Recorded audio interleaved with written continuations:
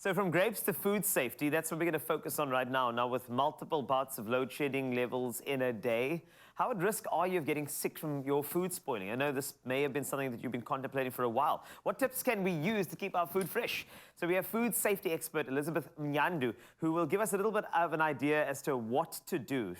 Elizabeth is from Saniphet Consulting, and there are some questions that we need to ask because we've got to keep our food safe, and more importantly, how can we get a little better at, retaining? Also, that means loss of money if you think about food spoiling. Elizabeth, what an honor to have you. Thank you. It's so great to chat to you about this because I've been wanting to talk about this for a while. Now, load shedding is real in South Africa. We know it's tough, but your refrigerator is a space that you want to, keep holding at a certain temperature for a while, even when the power is off. So are there temperatures that we need to look at for our refrigerator in order to make sure our food stays fresh? Okay. Thank you for asking that question. Most of our fridges come with a preset temperature, our household fridges.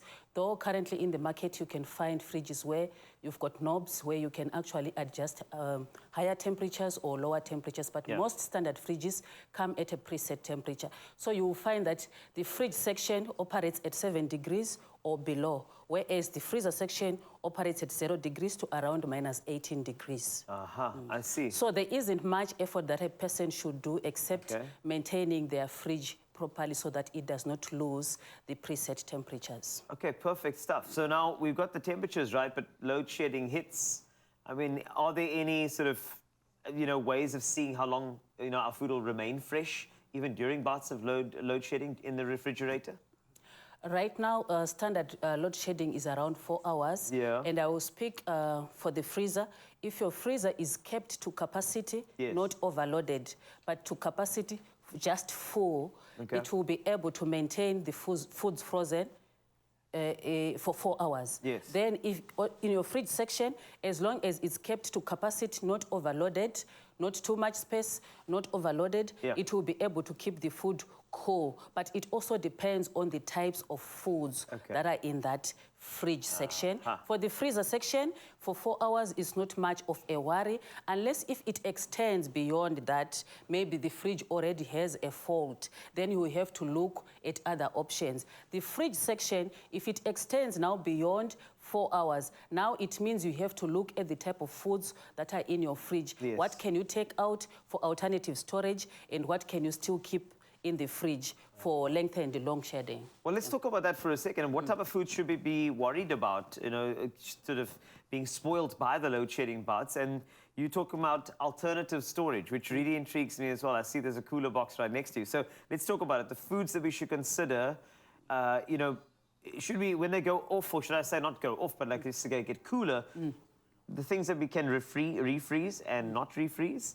What type of foods should we be focusing on here? Okay, let's start with the freezer.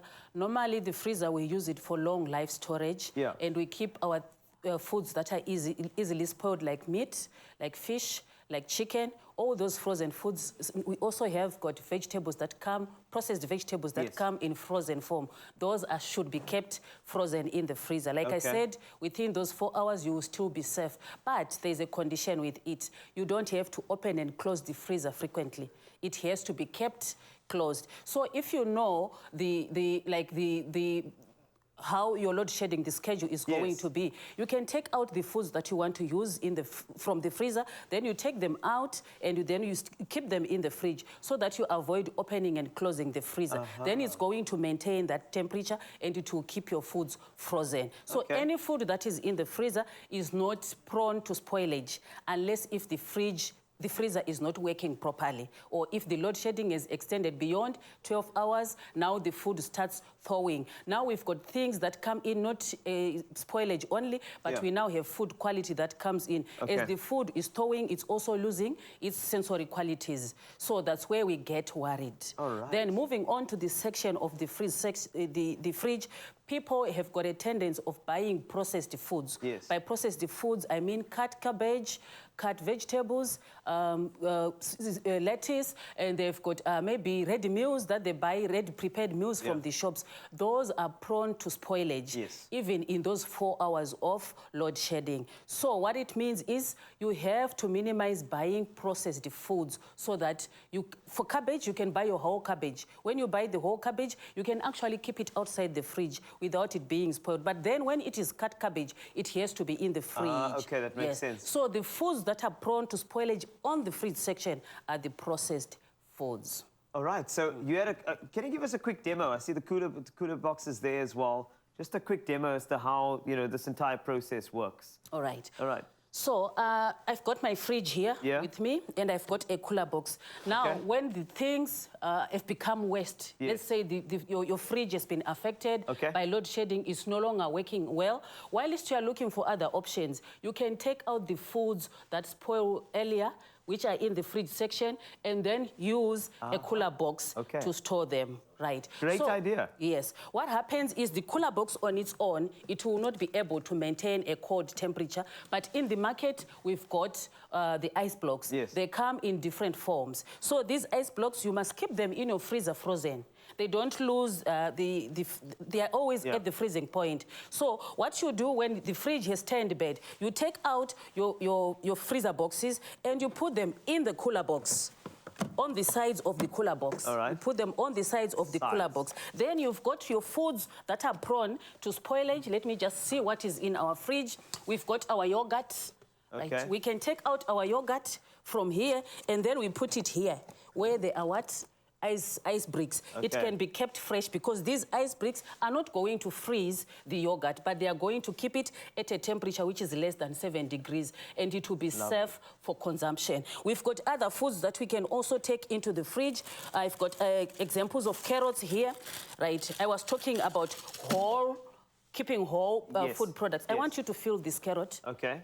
Very cold, right? Very cold, exactly. Yes, it has been out of the fridge for about 4 hours already, but it was kept here in the cooler box. So what happens now with this is when you cut this carrot, when it comes in processed, it loses temperature quickly, rather than when it is whole, it then maintains temperature. That's where we talk about keeping whole foods. Elizabeth, I think what we're going to do is we're going to have to do a proper full demo on our social media platforms. But of course, we just wanted to fuel you with some ideas around load shedding. Thanks a lot to Elizabeth for giving us some of the great tips and also making the most of our money from Saniphet Consulting. Keep your food fresh. Here are a couple of tips. Hope it helped.